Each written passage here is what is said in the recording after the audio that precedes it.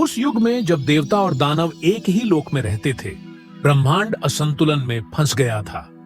दुनिया भर में अंधकार छा गया और देवता भी कमजोर पड़ने लगे।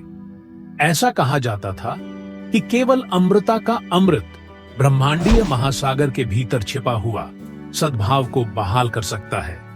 लेकिन यह अमृत अपने आप नहीं उठेगा। इसे दूध के विशाल महासागर क्षीर सागर की गहराई से मंथन करना था। इस प्रकार देव, देवता और असुर, राक्षस, शाश्वत प्रतिद्वंद्वी अपनी प्रतिद्वंद्विता से भी बड़े कार्य के लिए एक साथ आए। उन्होंने शक्तिशाली नाग वासुकी को मंथन की रस्सी और मंदरा पर्वत को मंथन की छड़ी के रूप में इस्तेमाल किया।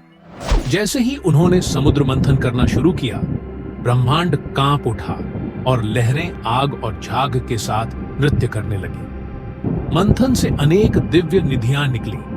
चंद्रमा, दिव्य घोड़ा उच्चैःश्रवा, दिव्य हाथी ऐरावत, कामनाओं को पूर्ण करने वाला वृक्ष कल्प वृक्ष तथा अमृता का अमृत।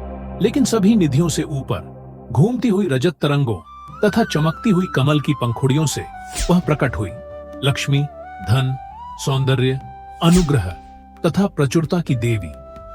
जैसे ही समुद्र एक चमकदार चमक में विभाजित हुआ, लक्ष्मी एक विशाल गुलाबी कमल पर बैठी हुई उठी। उनका सुनहरा रंग ताजी ओस पर सुबह की धूप की तरह चमक रहा था। लाल रेशम और सोने के आभूषणों से सजी उन्होंने अपने हाथों में कमल के फूल पकड़े हुए थे, जो गहराई से उठती हुई पवित्रता का प्रतीक थे। उनकी आंखें करुणा से चमक रही थीं। उनकी मुस्कान कोमल और शांत थी। फिर भी सृष्टि के तूफानी मंथन को शांत करने के लिए पर्याप्त शक्तिशाली थी। देवता देखने के लिए रुक गए, दानव विस्मय में रुक गए। समुद्र शांत हो गया क्योंकि उनकी उपस्थिति ने पानी पर चांदनी की तरह पूरे अस्तित्व को धो दिया।